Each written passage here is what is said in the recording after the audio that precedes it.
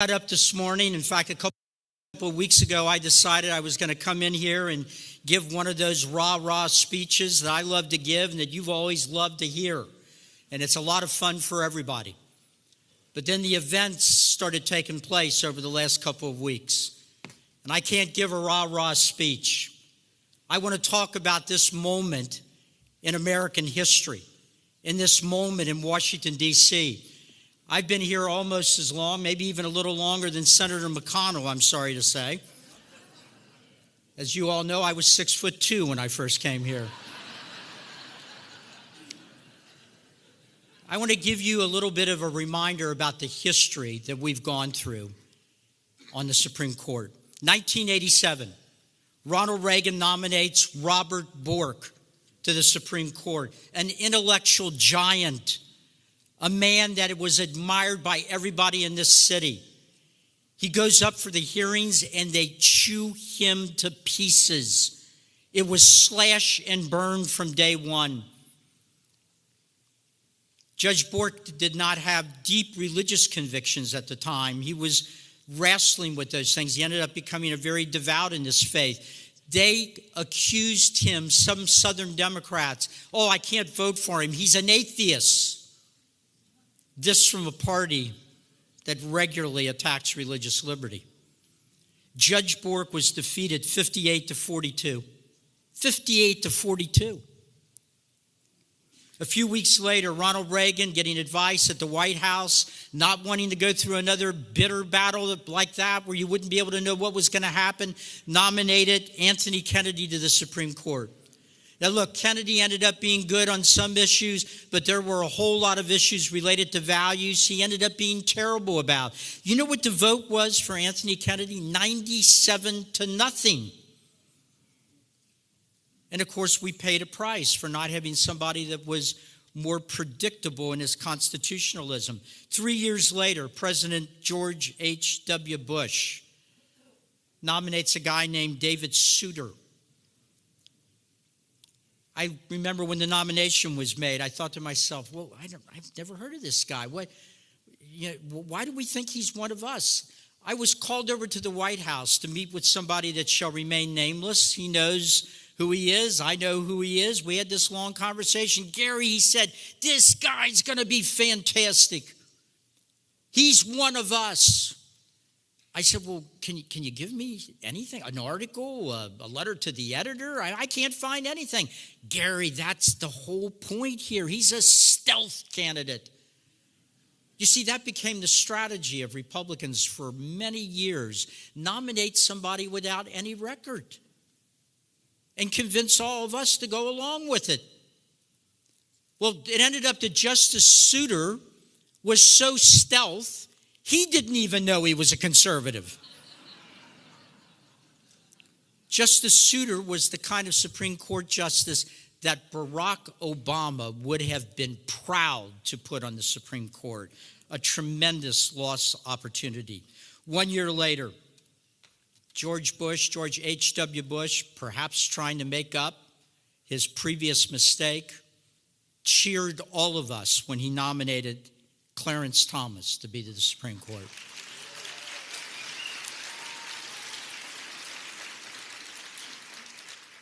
And I remember what happened to Judge Bork.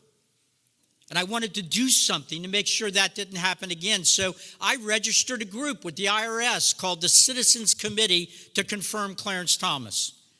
And we raised some money and we started running ads, particularly in southern states where there were Southern Democrat senators, to try to make sure they didn't weasel out and fall in line behind the leftists that ran their party even back then.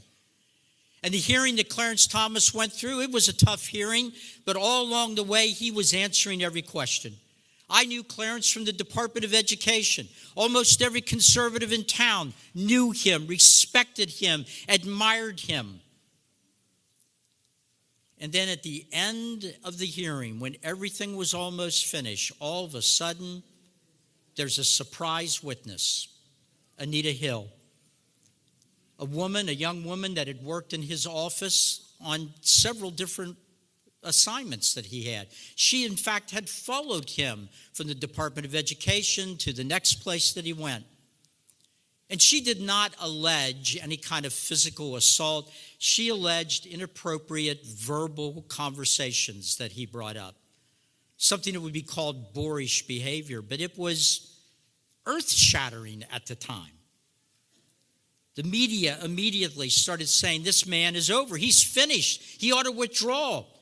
And let me tell you, my friends, there were people in the White House that wanted him to withdraw his name. But he had been besmirched. He wasn't going to do that. Clarence Thomas is a fighter. I remember meeting with him. I don't remember the exact circumstances, but saying to him, yeah, Clarence, I just have one question. Is any of this true? No, it isn't, Gary. That's all I need to know. And I remember on the day that Clarence Thomas was going to respond to the charges of Anita Hill, I remember being in an anteroom in a Senate before he was going to walk down the hallway into that hearing room. I walked down the hallway with him, and at the end of the hallway, there were all these media lights, all the cameras, and we could see way down at the end of the hall light, there was a crowd, and there were chants going on, and a lot of noise being made, and I thought to myself, this is going to be a tough day.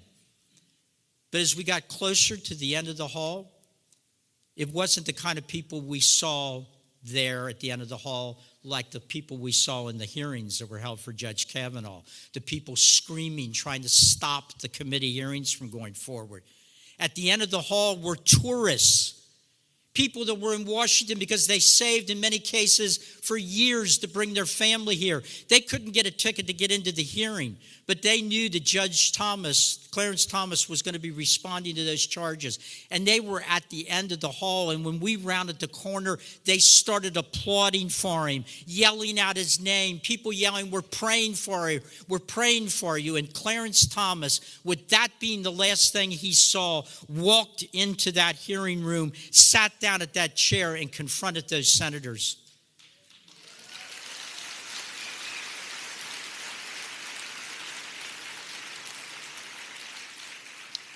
I'd love to read to you his entire testimony.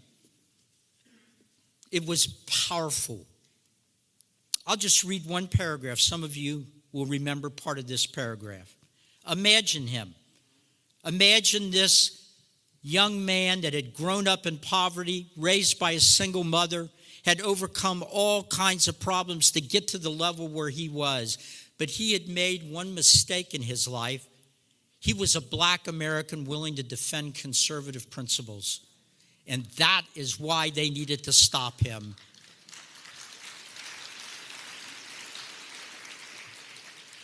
This is what he said.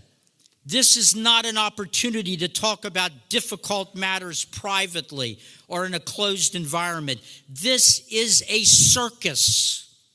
That's what we're going through now, a circus. It's a national disgrace.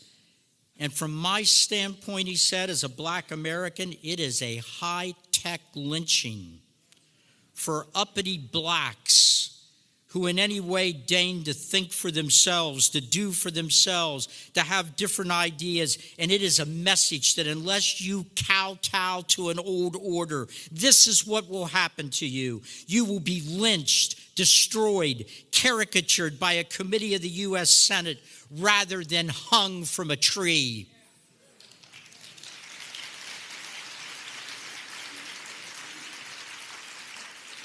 You should have seen the faces of some of those senators, guys like, at that point, Senator Biden.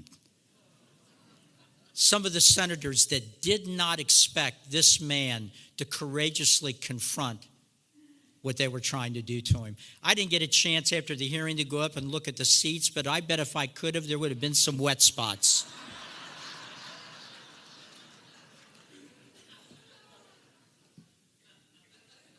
Clarence Thomas was confirmed to the Supreme Court of the United States.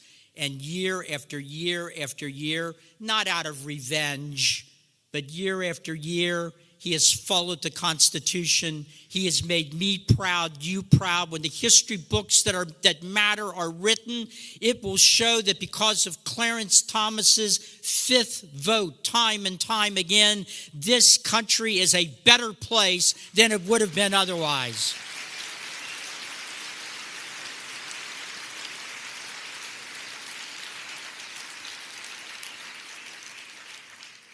Now let's go 2 years later.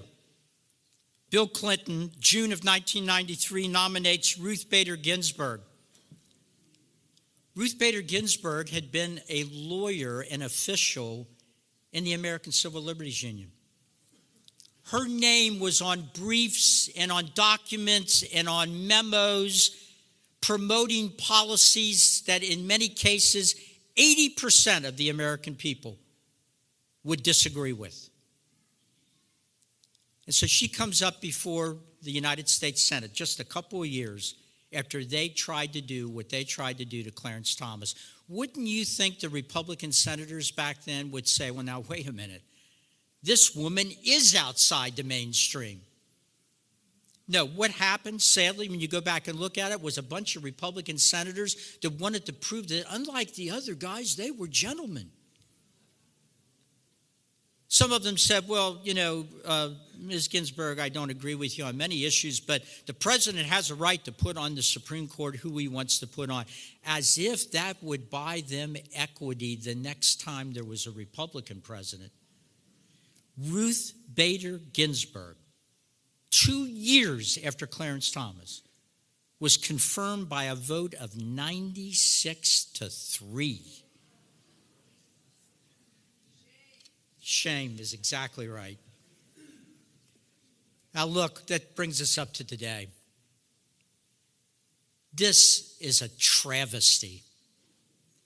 I cannot imagine what it has felt like for Judge Kavanaugh to be in that hearing room with some of the things that have been pulled. I mean, and it's almost like political waterboarding. That's what our confirmation process has become. And look at some of the specific senators. And almost, by the way, almost all the people I'm naming are people that want and believe they've got a great chance to become the next leftist, progressive president of the United States. Let's take a look at Senator Booker. Senator Booker announced at the hearing that he was going to break the committee rules and release confidential documents that were supposed to be eyes only for the committee members. And then he went on and released those documents. And the next morning, went on CNN, not realizing that when he released the documents, there had already been negotiations between the two staffs, the Democrat and Republican, and the documents had already been cleared for release without the rules being violated. So he goes on CNN bragging about, I care so much, I was willing to break the rules of the Senate in order to get this information out. And even on CNN, the interviewer says, well, Senator, isn't this some grandstanding? Because the information we have is that these were not confidential documents. My friends, if you get a chance, bring up the interview. Senator Booker gets mad because he's being accused of following the rules. He starts shouting, no, that's not true. They weren't allowed to be released. I broke the rules. I broke the rules. And when the interviewer said, sir, no, you didn't. He said, well, then I'll release more documents this afternoon. Can you imagine if your 10-year-old happened to walk into the living room during this and he said to you, Daddy, why is that senator bragging about breaking the rules? I'll give Senator Booker credit for this. He knows the current grassroots of the progressive Democrat movement in this country because it's demanding that people like Senator Booker break every rule to resist the duly elected president and vice president of the United States and to overturn the election results where 63 million Americans voted for who the president is.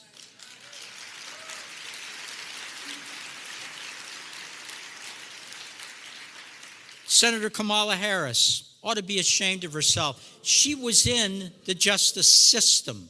I believe she was a prosecutor out in California. She pulled one of the oldest tricks in the world, the kind of thing you would expect in some sort of dictatorship where the news is manipulated by a government. Judge Kavanaugh was asked about a case, and he said, well, one side of the case argued this, and the other party in the case argued da-da-da-da. So Senator Harris puts out a statement, and she takes out the part that indicates he was describing the views of one party of the case. And she says, did you know that Judge Kavanaugh said that he believes, and then she quoted what he was describing in the case. That's just disgusting. And when she was called on it, there was nothing resembling an apology. Because when it comes to stopping a person like Judge Kavanaugh from being on the Supreme Court, the left will do anything.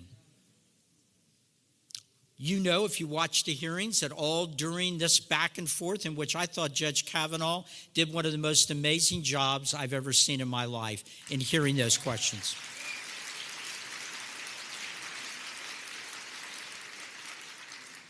And in the audience, time and time again over those days, there were these Antifa wannabes acting like little Nazis, trying to shout down the hearings. Now, that's happened over the years before in Washington, D.C., but you know what also happened anytime that took place? The senators in the room of both parties would say, we would like to ask the audience to please remain quiet, or if you cannot, leave the room. This is a proceeding of the United States Senate. You are here as a guest in the hearing room. Not one Democrat senator disciplined those people in that room.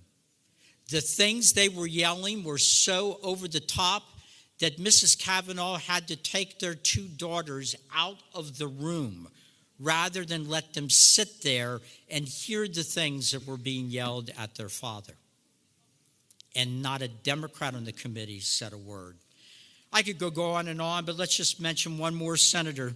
Senator Feinstein was sitting there during all of this, and in her possession was a bombshell letter. She had that letter for several months. It looks to me like it was a, quote, insurance policy. We've been hearing about lots of insurance policies, right? They had one over at the Justice Department. We're finding out more and more about that insurance policy.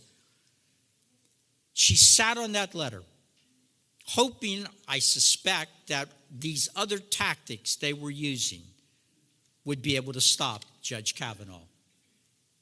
And when it failed, then all of a sudden the letter becomes public, and now we are in the middle of this circus.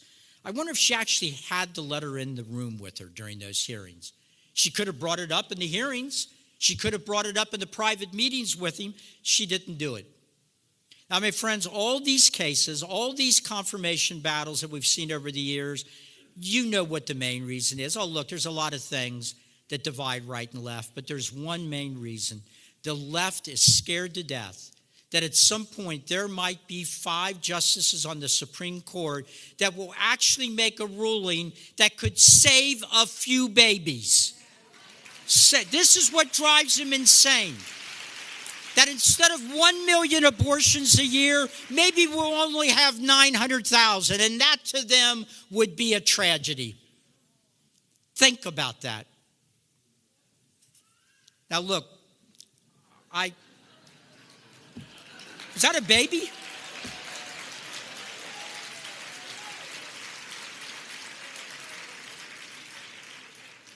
That was a God moment right there. That was incredible. In fact, I'd like to invite that baby up here if he wants to say a few words. Look, I have sympathy, and I am praying for the accuser out in California for whatever happened in her life. And I'm sure this is a difficult time. But my friends, if you walked into a police station or an FBI agent, if you walked in anywhere and said, I have I want to report a sexual assault. Yes, ma'am. When did this happen? 36 years ago. Excuse me? 36 years ago? Yes. Do you have any eyewitnesses? Well, there are 2 witnesses, but they both deny it happened. Where did it happen? I don't. It was at a house, but I don't know whose house. How did you get there? I don't know how I got there. How did you get home? I don't know how I got home. Look, ladies and gentlemen, I don't know her. I don't know her values, but I mean, what she's saying is unproven, and I would argue it's unprovable. There's reasons why most laws and most crimes have statutes of limitation, because a week after a crime, it is difficult to reconstruct what happened. 36 years later. Now look, we can't prove what she said, but there is something we can prove, and that is Judge Kavanaugh's character. We've got decades to prove that. We have hundreds of women, some of whom do not agree with him politically. Women he went to high school with, to college with, to law school with, that clerked for him. Women whose children were on teams he coached. And they all say the same thing. Women that dated him. He was nothing other than a perfect gentleman to me. Now, look, no one in this audience wants a country where it's okay to sexually abuse or assault anybody, your daughter, your wife, your mother, your girlfriend, your sister. Nobody wants that. I have a wife. I have 2 daughters. I've got 3 granddaughters. Woe to the man that tried that with any of them. But I would suggest to you that all of us, including women, who have men in their lives, who have fathers and husbands and boyfriends and brothers and sons, shouldn't want a country where after a lifetime of decency, the man in your life can be ruined by somebody stepping up and saying, 36 years ago, he did this to me. That is not what this country is about. Where does Judge Kavanaugh go to get his reputation back? Where does he go? My friends, I pray that someday we will have a United States Senate with 100 senators that are as decent and moral and good as Judge Kavanaugh.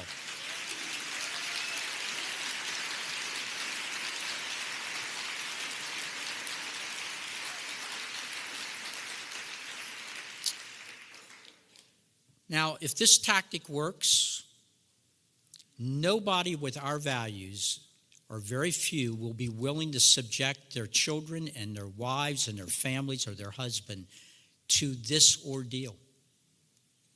There's a lot at stake here. And I'm not talking about all the groups that are doing this, but a lot of the groups that are doing this to Judge Kavanaugh, they do not believe in the Constitution. They're very clear about that. They want to undermine the free expression of religion in the First Amendment. They want the Second Amendment gone. They want to keep an imaginary right to abort a baby all 9 months of the pregnancy that nobody can find in the Constitution. They don't believe in pluralism. Don't believe that. This has nothing to do with pluralism. They don't believe in civility. They don't believe in the rule of law. They don't even care what happened 36 years ago. This is about stopping one good and decent man. So I would close with this, ladies and gentlemen. When Clarence Thomas was sworn in to the Supreme Court of the United States, man, I celebrated that night. And I have celebrated week after week, month after month, year after year, as I opened up the newspaper and saw decisions where he was the 5th vote. And my friends, in a few weeks, when Judge Kavanaugh is sworn in as the next Supreme Court Justice, we will not only celebrate that day, we will be celebrating for the next 30 years. God bless you. Thank you very much.